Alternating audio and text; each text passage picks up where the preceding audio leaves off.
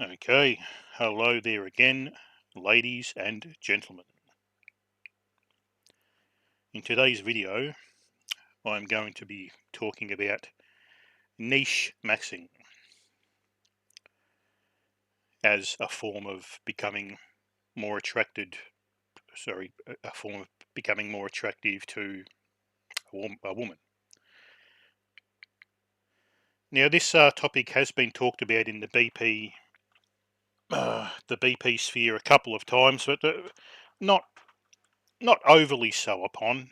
But I'm just going to, pardon me, just had a sip of coke. I'm just going to give my take on it, and there's like heaps and heaps of different niches out there, but I'm going to more specifically just tailor into the ones that I know work and that I've seen work. And as I go through these ones, I'll tell you why. It's just life experiences or things like that I've noticed. But anyway, don't want to spoil them for those that like surprises. But basically, what is niche maxing? In a nutshell, niche maxing is diminishing your pool of women and pool of people that you hang out with in order to become more attractive to the women here into that pool. Basically, it's like back in the day where, before the internet, 70s, 80s, and 90s, and even further on, you had like a little social group of maybe 50 or 60 people. You have a few, two or three good close friends, 10 people you say hi to every day, and maybe another 40 that you might see once or twice a week. But all in all, that was your little bit of a social group, and everyone who knew who was partnered up and who was with who. And back then, a lady wouldn't have had that much choice before the dating market got globalized and hypergamy went off the chart. The average woman didn't have that big of a pool of guys to choose from. So like the average guy, like the 4 to 5 out of 10 still had skin in the game, still had a good chance. So, and as you can see by the word on the screen, and if you're not watching, I know some people like to listen, that's perfectly fine. I actually listen to most, podcasts and things like this more than watch them, unless it's a video one or something. But I've got the word subculture up here. And basically that's what niche maxing involves, is becoming part of a niche subculture that's kind of like on the fringe of society, where the actual pool of people in it are fairly small. So as an average looking guy, and I say average looking guy for a reason, I'll get into that in a minute. So as an average looking guy of the 4 to 5 range, you've actually still got a little bit of skin in the game. You've got a chance, and I've seen this many times with the different niches I'm about to show you. And it's not like skater boy, and like or the rave guy or the nightclub man or any of them niches. These are niches that I've actually seen in today's day and age, where like a 4 or 5 can find another 4 or 5, or even a punch above their weight. So that's basically what niche maxing is. It's inserting yourself into a smaller pool of people and a smaller pool of women, and knowing that the fact that women are generally going to go for guys that are in that particular pool. It's like lifestyles. That a woman is going to want a guy in that lifestyle. So now this isn't some kind of magic bullet. It's not the answer to all your prayers. I'm not going to for a second say it is, and it's also not for every guy as well. Yes, unfortunately, you still have to pass the basic looks test. So for threes or below, I'm afraid none of this stuff is going to work for you. Miracles do happen. I don't speak in absolutes, but I don't think the juice would be worth the squeeze. The best advice I have for 2s and 3s out of 10s is to looks max into at least a 4. Once you get to 4, then you know then a lot of opportunities do awaken for you, especially in niches. So I'm about to go through a few niches where I've seen, and this has mainly been in my capacity as a security guard bouncer at pubs, clubs, and places like that, events where I've actually noticed, couples and a little bit of research I've done as well, just life experience and stuff like that. So I'll go through each of them as I go to them. So let me get rid of this off the screen and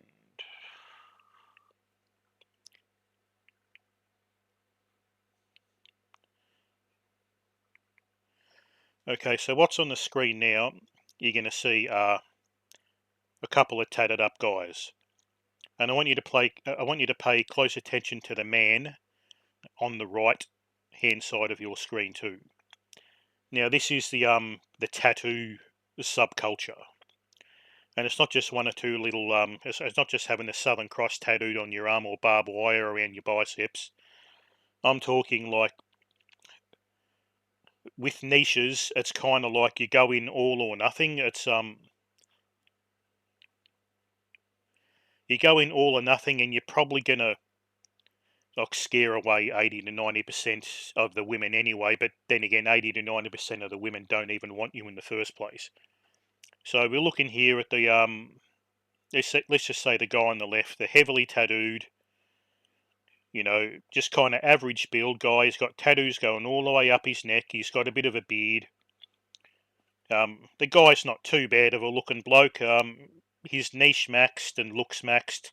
You'd probably give him maybe. It's hard to tell from that angle. Maybe about a good solid 5 out of 10. But as you can see, he's got tattoos all up his arms, and you can even have them all. It looks like they're all over his chest. You can have them covering 90% of your body. That is going to attract a certain subculture of woman. And now, this woman that you are going to attract, if you do decide to go like the hyper masculine tattoo route, you're going to attract women that have got tattoos from arsehole to earhole. If you don't like them kind of women, then this isn't a niche for you. But if you don't mind a girl or you don't care if one of them's got tats, then this is a niche. As long as you're happy with tattoos, at the end of the day, with these niches, you have to live with yourself, and some of them can't like be turned on and off like being covered head to toe in tattoos. You cover yourself head to toe in tattoos and just put yourself out there, on the dating apps and in person. Just walk around with like shorts and a singlet on.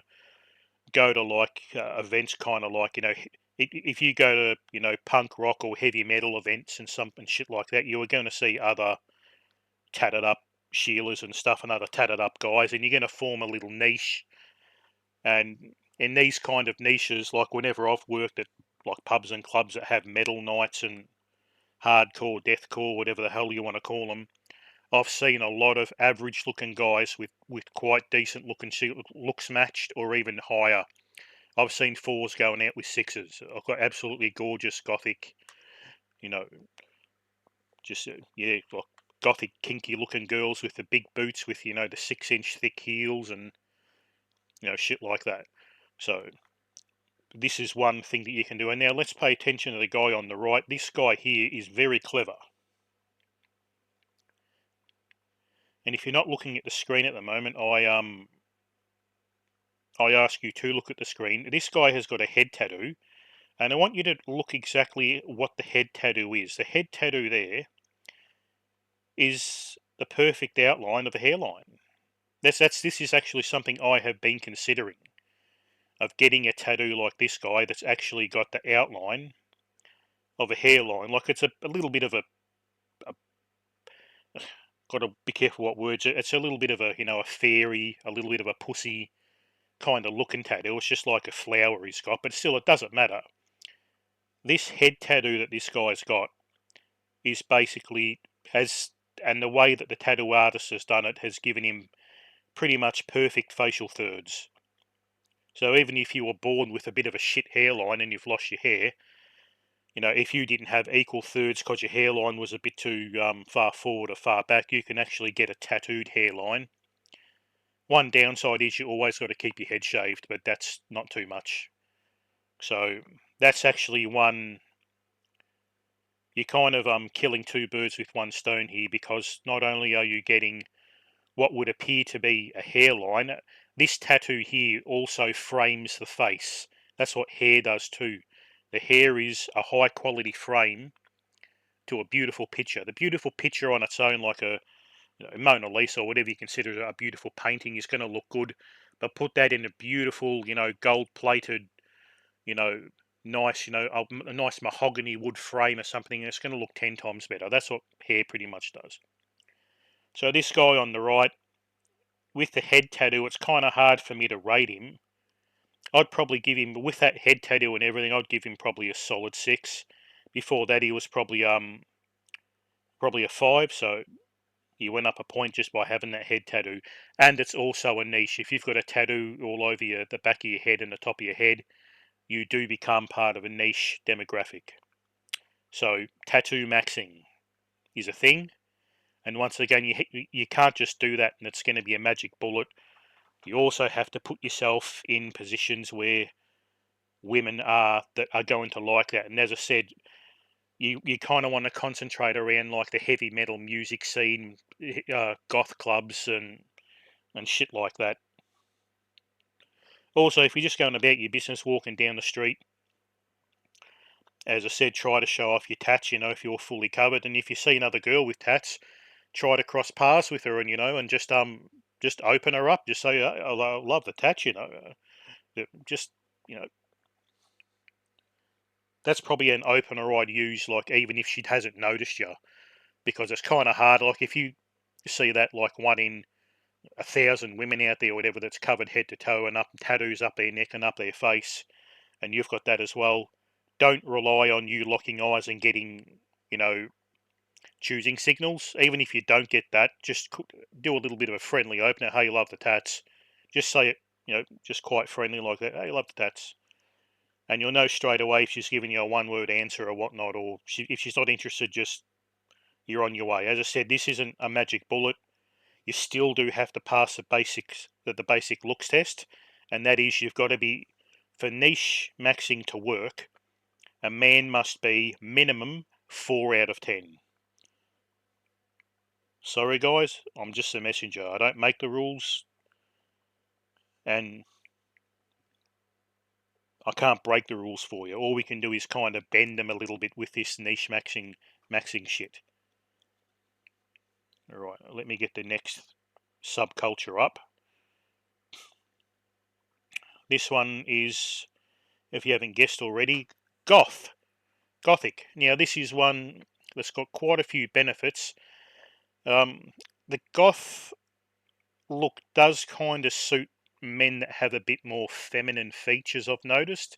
Doesn't mean that not anyone can really do it. I mean, look at that Till Lindemann off Rammstein, the lead singer of Rammstein. He kind of dressed up a little bit goth and is quite masculine. Well, wears the makeup and eyeliner. And yes, I said makeup. If you decide you want to give the goth archetype a go, one good thing about it is it's socially acceptable if you dress gothic to wear makeup as a man. So you can hide a lot of your flaws, you can accentuate your features, give yourself good canthal tilt with eyeliner and shit like that. So it's just one benefit. And as I said, with like the tattoo one, um, once you get some kind of goth, you've researched it a bit, you want to get some goth clothes, goth outfit, you've got to go to where the other goth women are. This isn't just something you can do and walk down the street and just attract the average girl down the street. You have to go for the women that are in that subculture.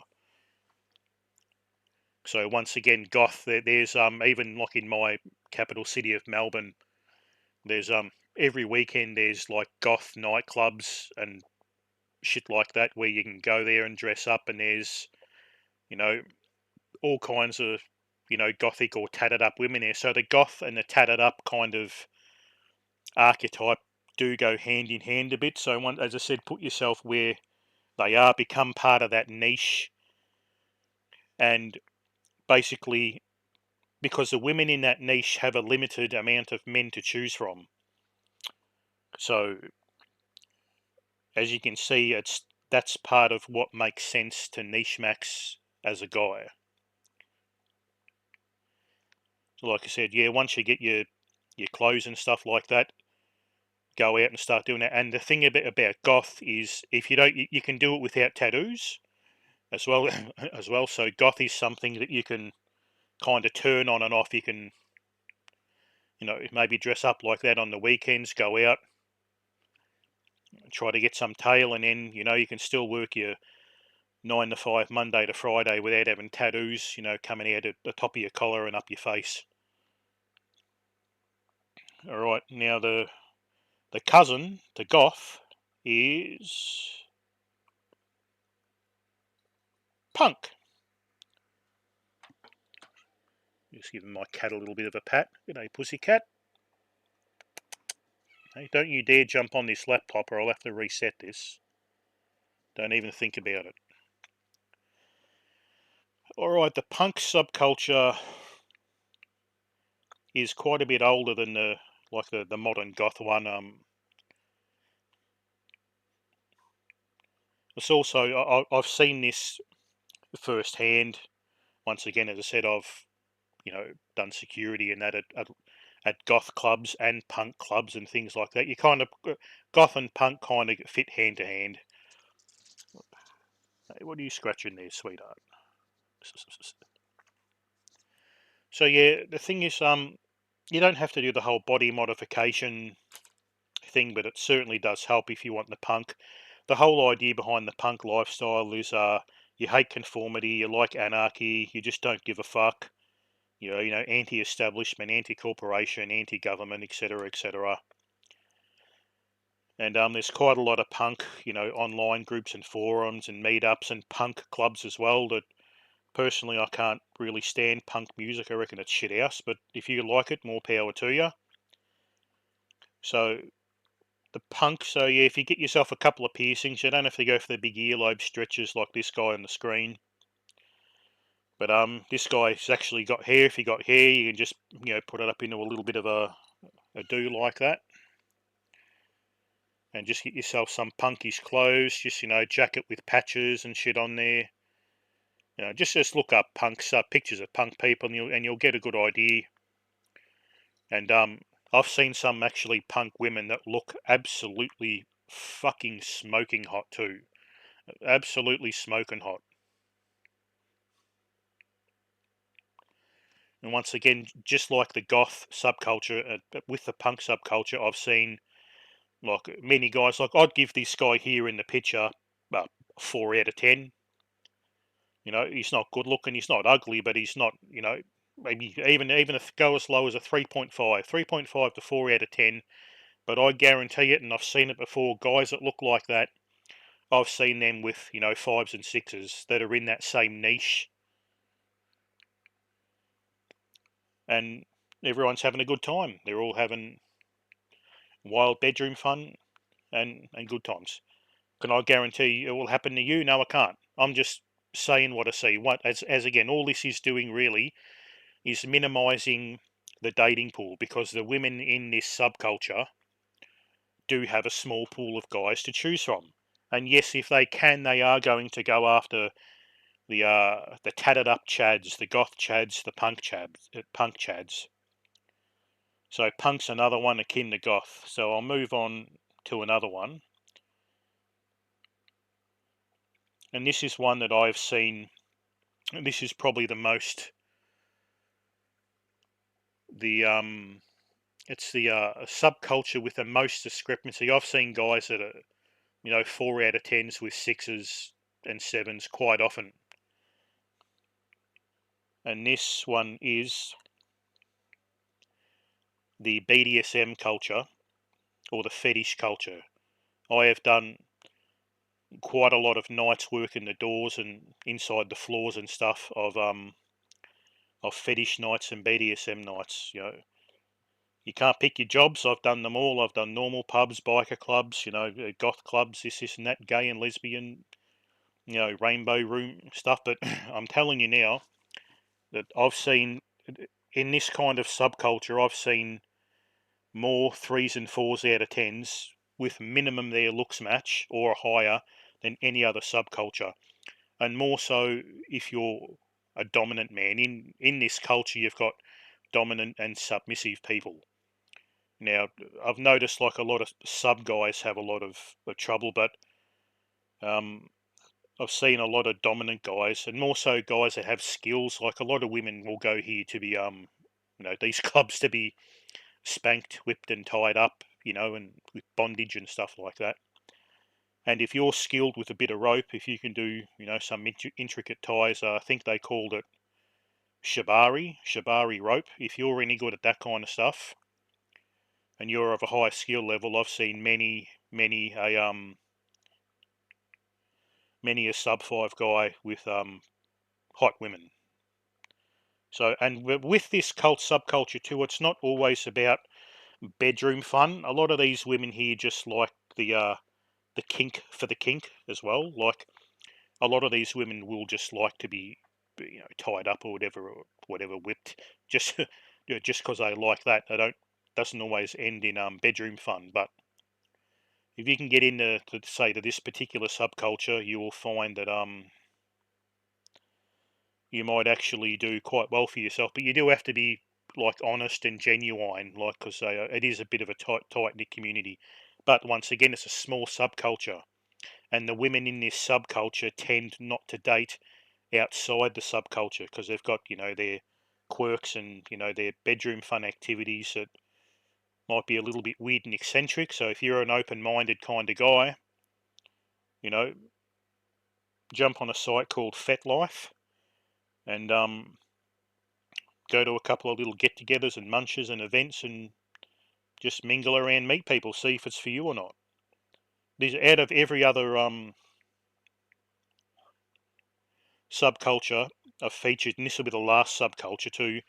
This is the one that I recommend that you get into, but more so than the other ones, because as I said, I've seen firsthand the results that guys can get, but you do have to be skilled. So that's going to take a couple of years for you to skill up in all the things that women like to do. And I'll just put this one up for the last one, subculture again. So, like I said at the start of the video, there are many more different subcultures, but I just don't think they've got that much weight to them, like the street kid, the gangster guy, like the tough fake gangster guy that you commonly see in African American culture. Now, with that kind of culture, with that kind of like gangster NicheMaxxing, you're going to get called out pretty damn fucking quickly. And if you aren't a natural gangster, you're going to go to water very fast. So that's why I didn't say that. The whole skater boy thing, no one, that's 90s. No one gives a fuck about that shit anymore. Rollerblading, skating, extreme sport shit. And any of the other subcultures out there you've probably heard of. I just don't see them being like a juice is worth the squeeze type thing. But all these subcultures I've mentioned, I've actually seen guys that are 4 out of 10, 5 out of 10, just average guys getting success. And for us average guys out there, which I include myself, I'm a 4 out of 10. My how I get treated by women and my results convey that. It proves it that I'm a 4. I actually think I'm a 2 or a 3, but my results say I'm a 4. So once again, you can't put a lipstick on a pig and call it something different. If you're a sub 4, if you're not at least a 4, I can't help you. You have to looks max to a 4, and I think a lot of guys that they can do that if they're willing to get some plastic surgery. Once again, it all depends how much you want women. If you're happy enough and content in your life, then don't worry about it. If you've accepted your lot in life, that's fair enough. But I can tell you now, like even when I'm a bit leaner and all that and dressed up, when I'm looks max to a 5, I still get fuck all. In today's dating market, a 4 or a 5, and the average guy is basically screwed. So this is a video for the average guy out there that doesn't have too many things wrong with them. This is I guess a video of hope. It just gives you something else to do if you haven't given up or accepted the BP or anything like that. I highly suggest that you niche max in one of these niches I've talked about, because like I've said, these niches yield the most results, the best results out of any of the niches that are out there. And I've seen it with my own eyes. And yeah, I'll pretty much leave this video here. Feel free to go and rewatch it if you know want to learn more about a particular niche that I talked about. As always, like, comment,